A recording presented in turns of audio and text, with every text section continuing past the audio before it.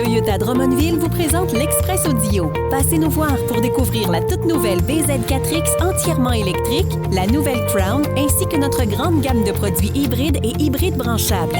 Venez commander votre véhicule dès maintenant. Toyota Drummondville, bien plus qu'un simple concessionnaire. Bon vendredi à tous, nous sommes le 6 juin 2025, ici Martin Bocage et voici votre Express Audio. Côté actualité, tout d'abord, les conditions météorologiques donnent du fil à retordre à Hydro-Québec. Après près de 7 semaines après le début des manœuvres en vue de l'installation annuelle des haussoirs, le niveau estival de la rivière Saint-François n'est toujours pas atteint. Hydro-Québec fait savoir que si tout va bien, il devrait être atteint le 17 juin. Règle générale, le niveau estival est atteint entre la mi-mai et la fin mai. La centrale de la Chute-Hemmings est une centrale au fil de l'eau, ce qui fait en sorte qu'Hydro-Québec n'est pas en mesure de gérer son débit. Maintenant, une semaine s'est écoulée depuis le déclenchement de la grève des travailleurs dans le domaine de la construction résidentielle. Les négociations n'ont pas avancé entre l'Alliance syndicale de la construction et l'Association des professionnels de la construction et de l'habitation du Québec. Le ministre du Travail, Jean Boulet, a réitéré son offre de recourir à l'arbitrage afin de régler le conflit de travail. Pour ce faire, les deux parties doivent y consentir. L'Alliance syndicale n'est pas encore prête à accepter cela puisqu'elle veut négocier elle-même ses conditions de travail. Maintenant, depuis samedi, un nouveau restaurant à saveur haïtienne est ouvert à Drummondville pour satisfaire les amateurs de cette cuisine et pour la faire découvrir aux autres. Le Pachiana Resto Créole offre aux Drummondvillois des plats dignes d'Haïti dans un restaurant coloré aux couleurs des Caraïbes. Situé en face du parc Sainte-Thérèse, au 773 boulevard Mercure, le restaurant joue de son emplacement pour attirer de nouveaux clients.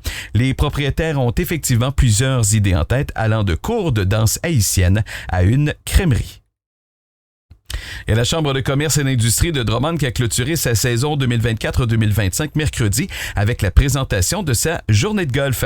La CCID a profité de l'occasion pour faire le bilan de sa dernière année qui a laissé place à plusieurs premières fois, comme le premier balado présenté par la CJE Drummond, la publication du premier blog et les premiers webinaires de service aux membres. Près d'une trentaine d'événements ont eu lieu durant la dernière saison, tels que des conférences, des formations, des tables tournantes, des activités de reconnaissance et encore bien plus.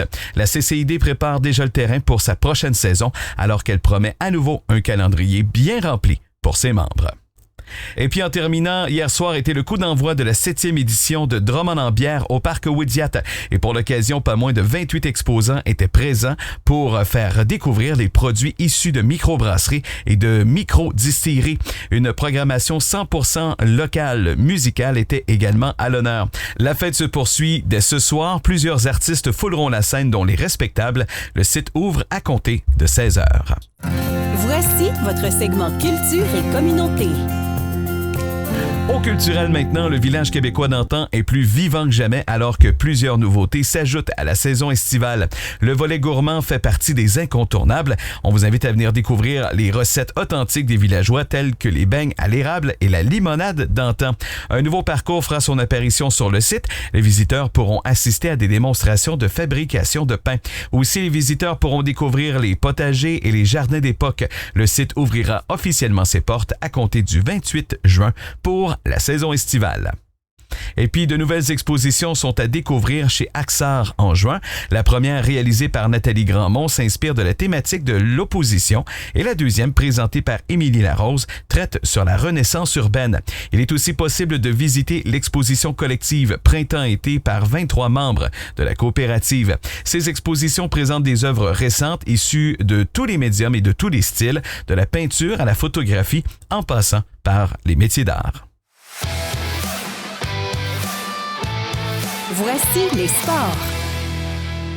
Au sport maintenant, c'est une aventure à la fois sportive, humaine et caritative qui atteint une équipe drummondvilloise dans le cadre du marathon cycliste de 1000 km du Grand Défi Pierre Lavoie. Réunissant des membres du comité organisateur de la course des Chênes-Toits, l'équipe Je cours DMV Protexio parraine les écoles primaires aux 80 et à l'Orée-des-Bois. Les fonds amassés permettront d'acheter du matériel sportif et d'embellir la cour de ces deux établissements. L'événement se déroulera du 12 au 15 juin dans les environs du campus de l'Université Laval. En domination maintenant pour 3 prix, Riley Mercer et Sylvain Favreau des Voltigeurs ont été ignorés lors de la remise des rondelles d'or jeudi à Québec en marge du repêchage de la Ligue de hockey junior maritime Québec. Le trophée Patrick Roy, qui récompense annuellement le meilleur gardien du circuit, a été décerné à Jacob Steinman des Mooseheads.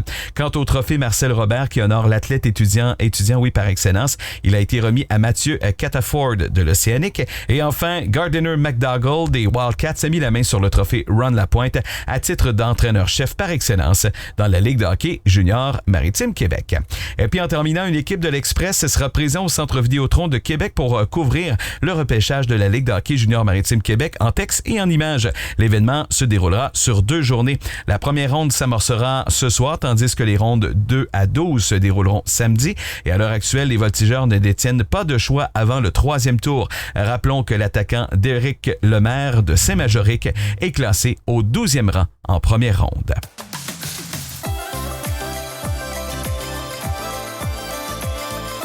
Voici la météo.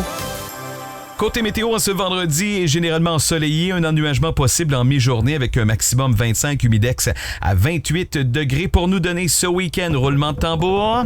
Samedi, alternance soleil-nuage, il y a un 30% de probabilité d'averse, maximum à 23. Dimanche, soleil mur à mur avec 24 degrés, oui, et retour des nuages lundi avec un maximum à 25. Donc, somme toute une belle fin de semaine qui donc aura lieu à Drummondville, enfin, diront certains. Voilà ce qui complète votre bulletin d'information de la part de toute l'équipe du journal L'Express. On vous souhaite un excellent week-end et on sera de retour lundi avec d'autres nouvelles.